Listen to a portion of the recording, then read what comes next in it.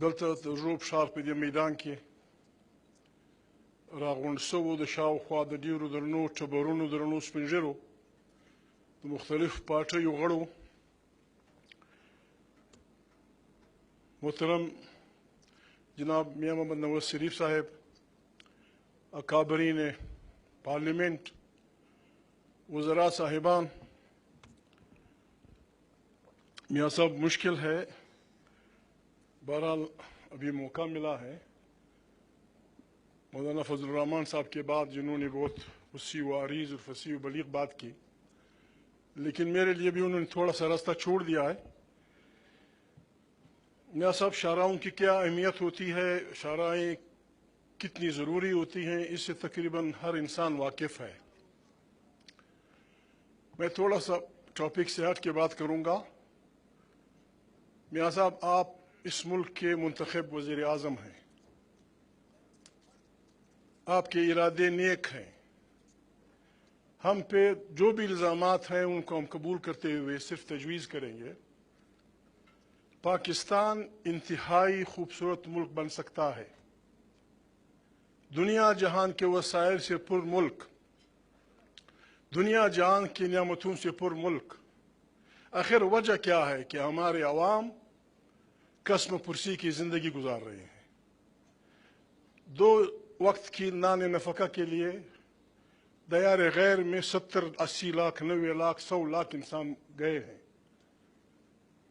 میاں صاحب میری آپ سے ریکویسٹ ہے دنیا کی تمام بدامنیاں دنیا کی تمام جنگیں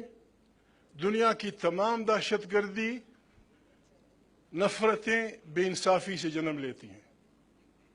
اسی لیے قرآن کریم میں اللہ کا فرماتے ہیں اعدلوا هو اقرب للتقوی یہاں پشتون بلوچ سندھی سرائکی پنجابی اپنے اپنے مدر وطن پہ آباد ہیں پاکستان نعمتوں سے بھرپور ملک ہے ہم نے اپنے عوام کو یہ میں اس لیے کہہ رہا ہوں میرا آپ سے رابطہ ہے ایک بھائی کی حیثیت سے دل کی بات بتا رہا ہوں ہماری فوجی اکابرین بھی بیٹھے ہیں پشتوں میں کہاوت ہے پرزور کلی نہ کیجی پشتوں میں ایک ضرور مثل ہے طاقت سے گاؤں نہیں بسائے جا سکتے میاں صاحب صرف آپ کی زبان سے اگر آپ بلوچ بھائیوں کو سندھی بھائیوں کو پشتونوں کو پنجابی بھائیوں کو سرائکیوں کو ایک لفظ کہہ دیں کہ اللہ پاک نے جو نعمتیں آپ کے مدر وطن میں پیدا کی ہیں اس پہ آپ کے بچوں کا حق مقدم ہے جناب وزیر اعظم صاحب مولانا فضل الرحمان کو چھوڑیں مجھے چھوڑیں 20 کروڑ انسان آپ کے پیچھے کھڑے ہو جائیں گے نہ کسی کو مارنے کی ضرورت ہے